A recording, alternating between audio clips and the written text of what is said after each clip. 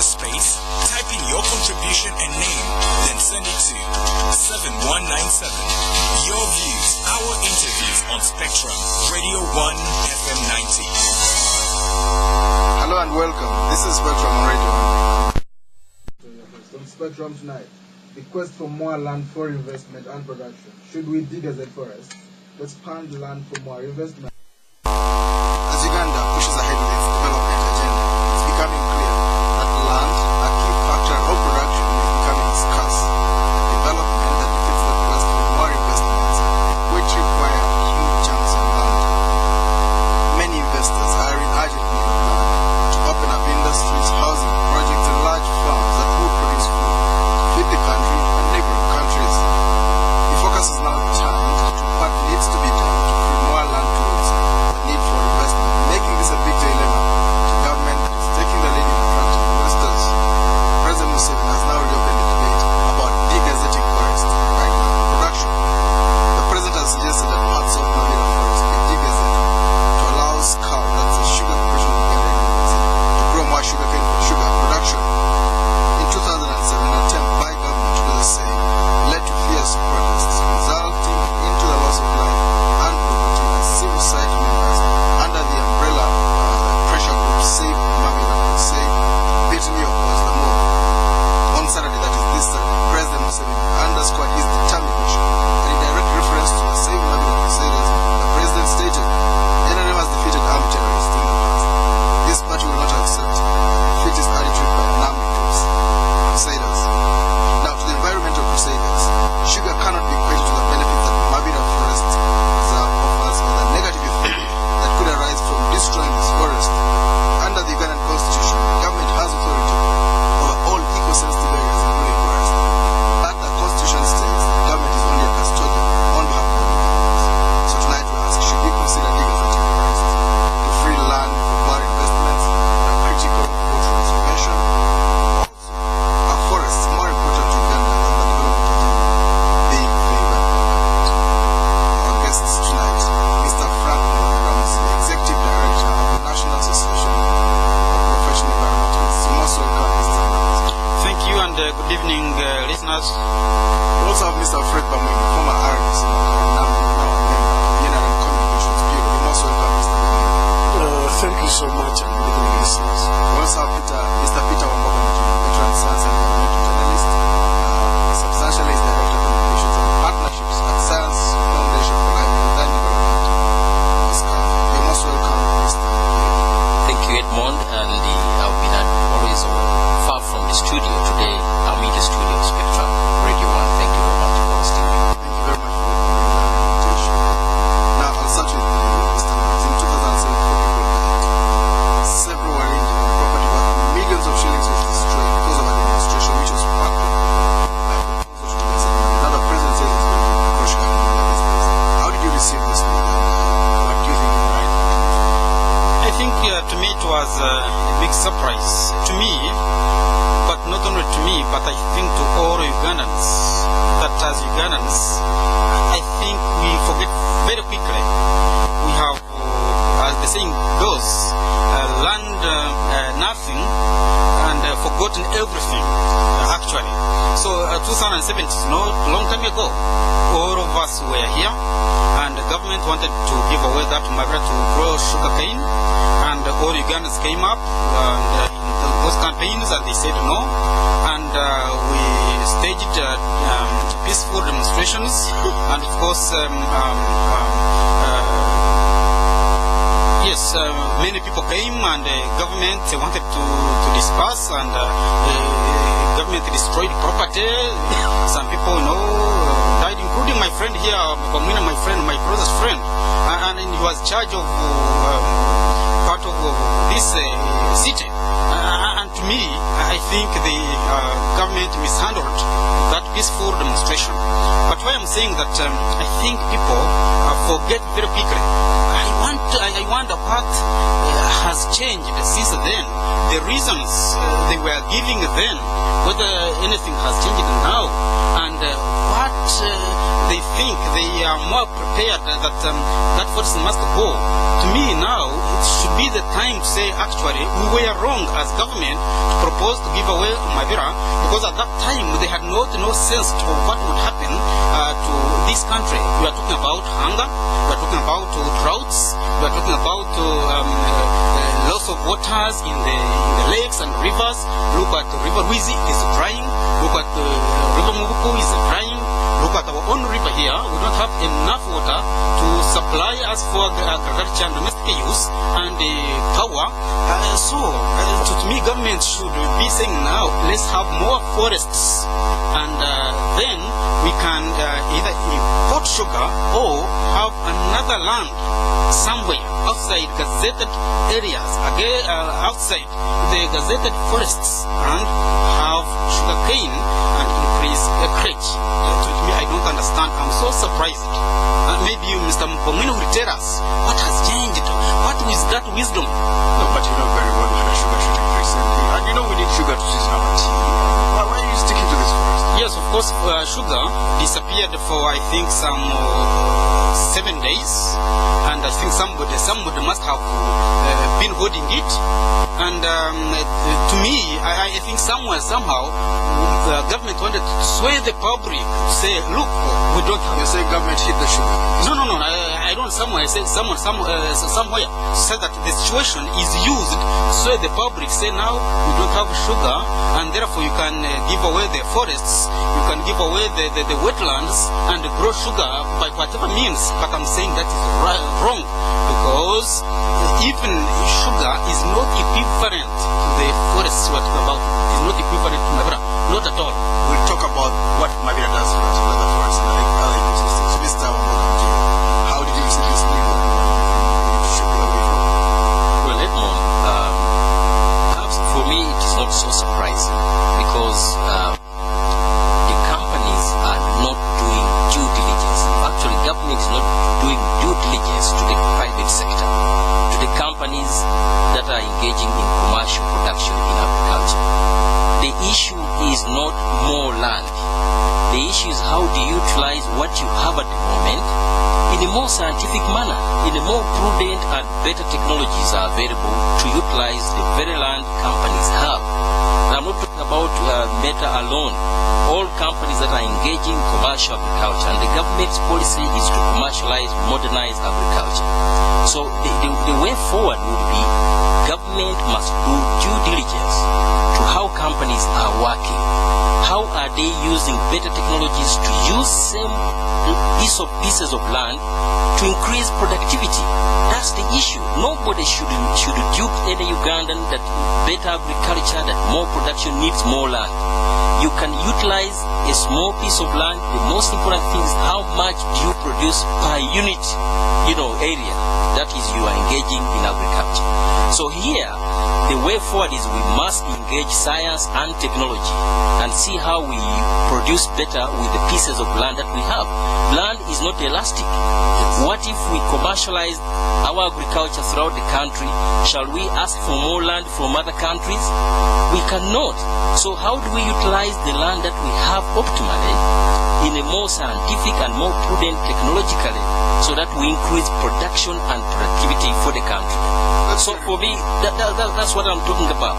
Let's hear it from me. I was in Lukazi yesterday. I saw a sugar cane. It actually looks like green. You wonder how you can get sugar from it because of the drought. It's been a problem. But secondly, our sugar cane is of a certain variety. It's less sweet, for instance, than the sugar cane in Mauritius and other countries. How can we explain to us? You give us a formula. How can we use this? Is Mauritius in heaven? We can find out from Mauritius how are they doing it. The kind of sugar cane that they have. Absolutely. Can it grow it in these climatic geoclimatic zones? Can we use other better technologies like from Kenya? The Mumias is just across the border. How have they been able to maintain? They have no forest in Kenya to cut down and grow sugarcane. They are not even asking for more land. They are using better technologies. They are getting more better breeds of sugarcane that can produce higher content of sugar per unit area grown, and they get more sugar than asking for more land. Yeah, so we can always get a solution around it if it is true that Meta has less land, or rather wants to boost production.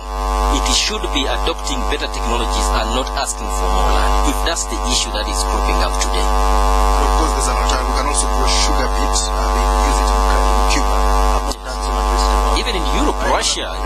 Soviet Union and even Europe.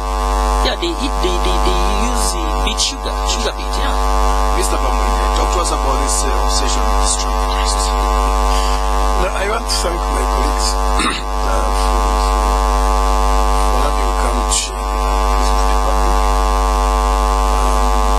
Of course, my biggest disappointment is that the government takes so long, and they are right to critique the government.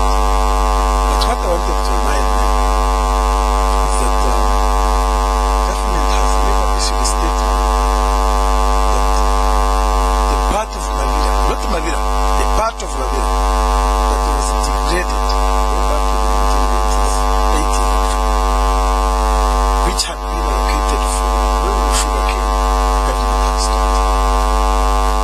That statement has never come out. So if you say, how do you see the news?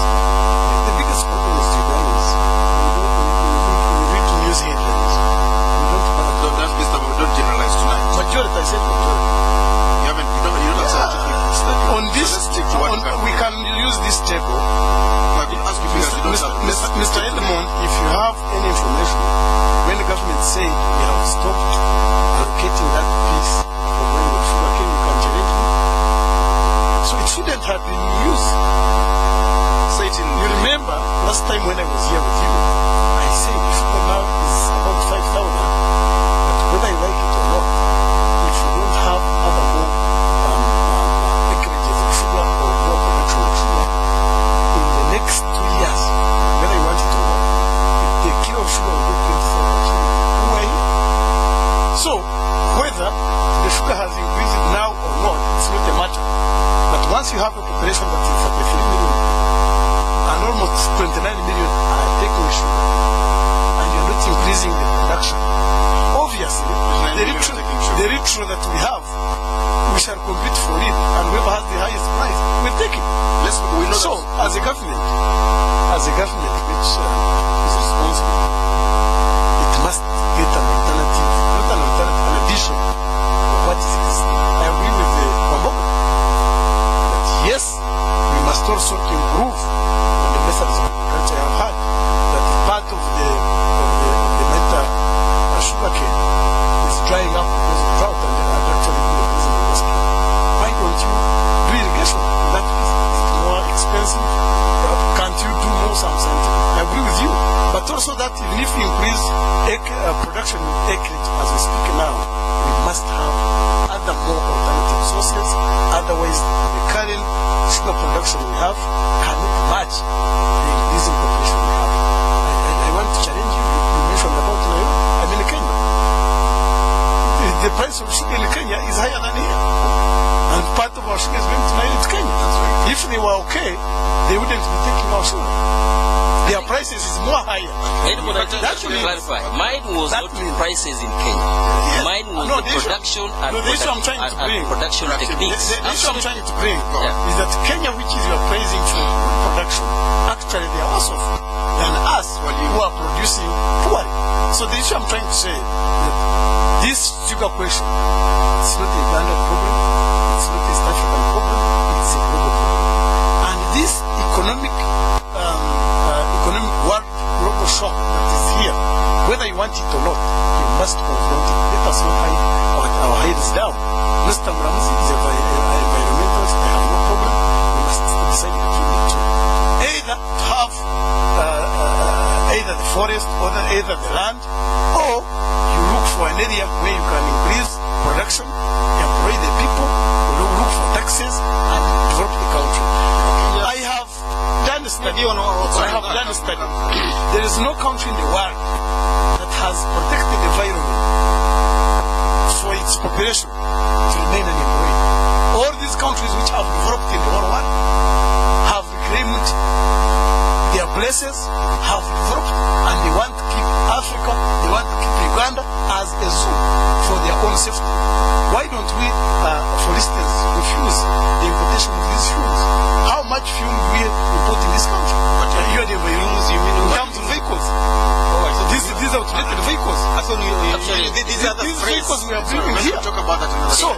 also protecting. So as far as I'm concerned,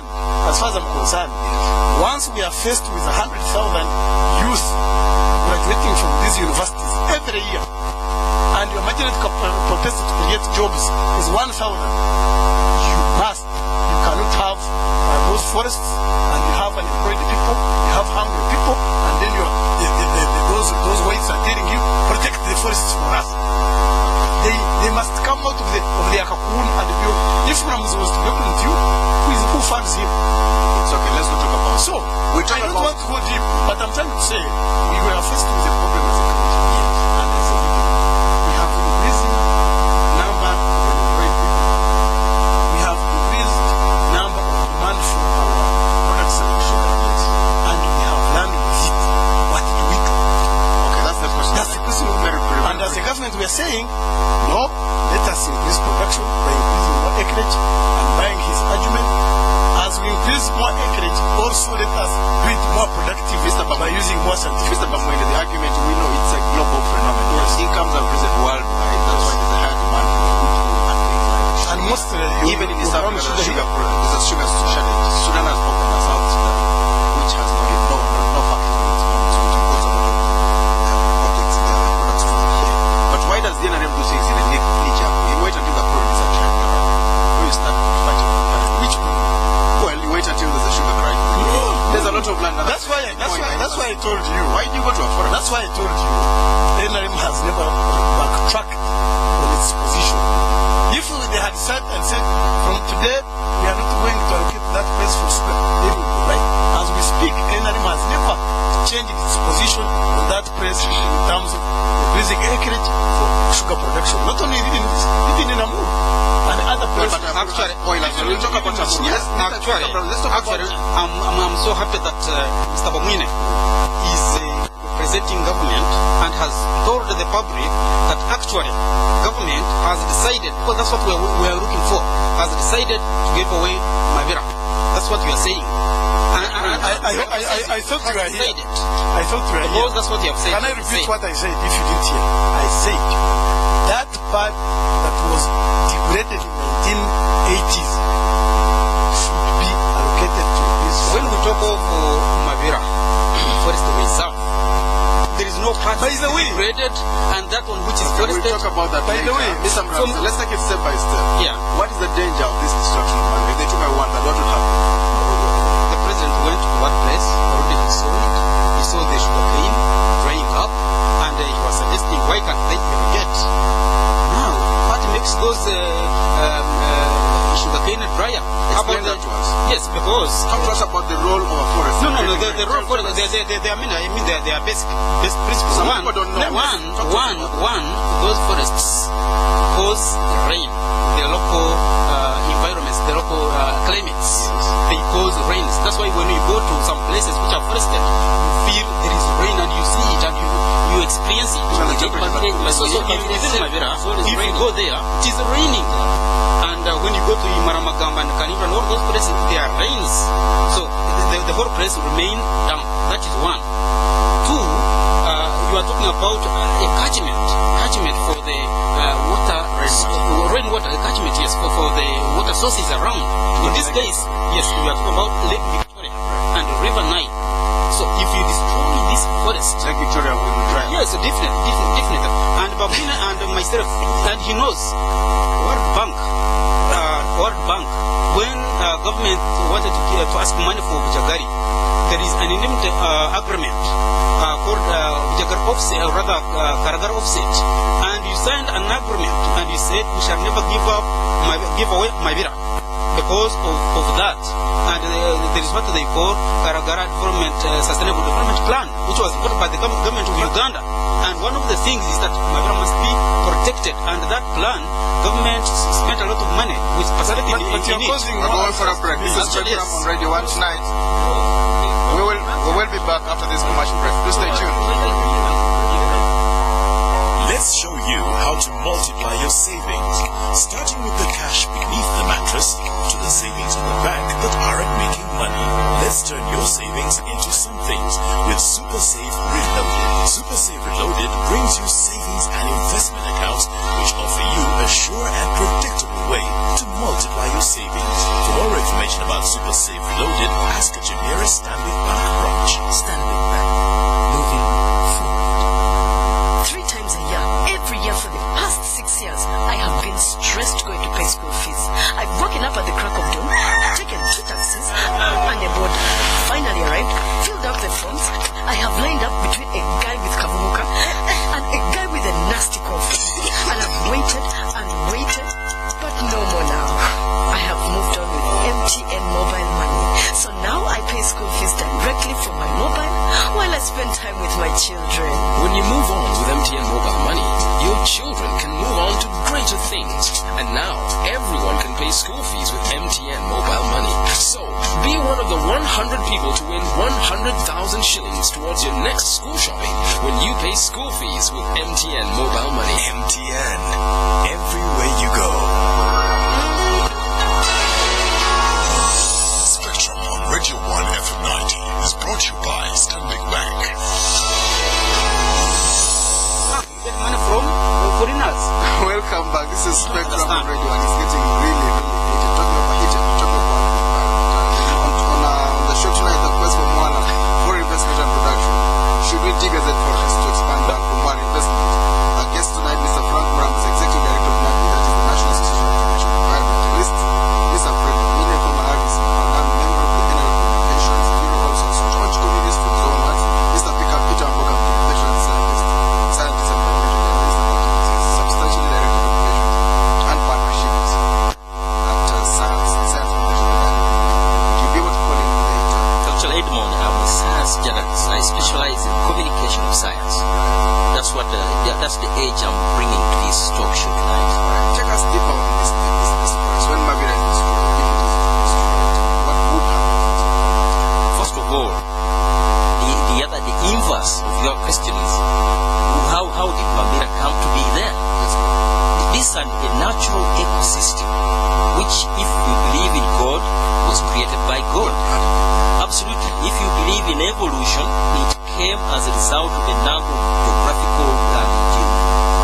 geographical movements of the earth and the changes of the earth's crust until you found the vegetation found a suitable place for it to grow, because it had a number of rivers that flow into Lake Victoria from other parts of the country through Mabira Forest. How does it help us? Certainly it conserves this water and releases it into Lake Victoria when it rains. Absolutely. Absorbs the water. Prevents water from evaporating. And then what we have there is convectional rain. It is created by the forest. They absorb this water, then it evaporates into the atmosphere and comes as rain, and this rain goes back to the lake. Now its absence would mean there will be that rain. That rain will be absent. And yet our lake is mostly rain-fed. What comes from other countries comes into this basin called Lake Victoria, which collects this water from forests, from wetlands, from swamps, and from rivers that flow into Uganda. So that's the scientific part of it. Now, if you removed it, what it provides will be absent. That is the reality. Lower rainfall. Now, the essence of building more dams along the line, and then you destroy a catchment area, is a very dangerous walking. We will be walking certainly will be walking a very precarious. Whom do you think will be providing us water that from which we shall develop hydroelectricity? Let's get it. Other countries, we must maintain that if we have a part of Mabira which is degraded, we should restore it by planting trees. If the enforcement